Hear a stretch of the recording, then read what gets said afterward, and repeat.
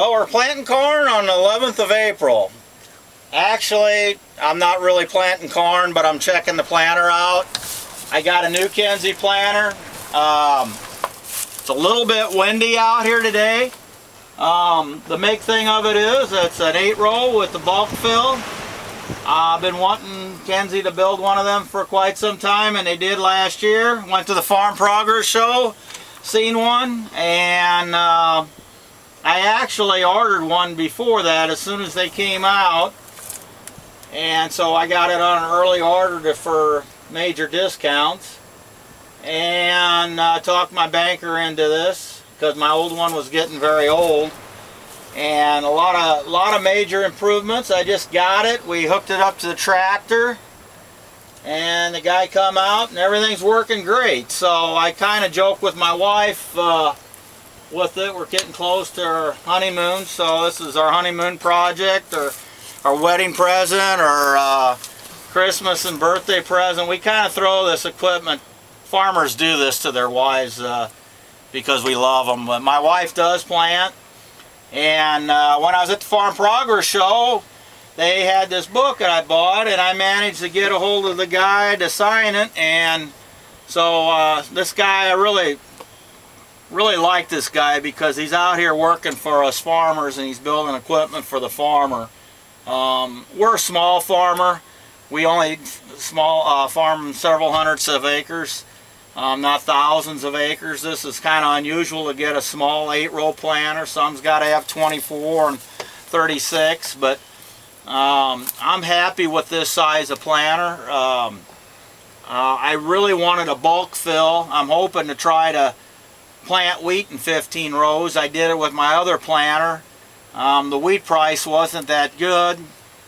We did put out some wheat this year, and so I'm going to save some of that back for seed, and I'll use the wheat either as a cover crop or a crash crop, or to start my hay fields, whatever might work at the time.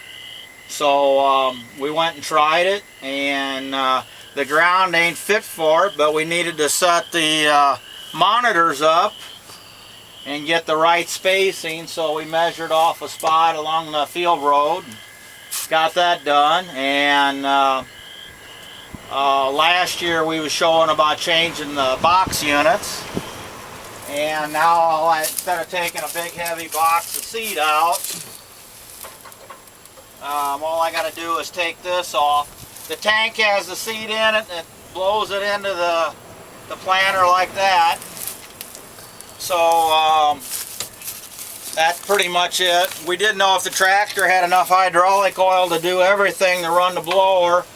So we got a pump down here and a tank, and the guys at the dealership did a great job putting it on, and he came out here and everything would just about work just about perfect, which is very good for them and the company. So we just planted enough to make sure everything was working. So the ground is too wet yet.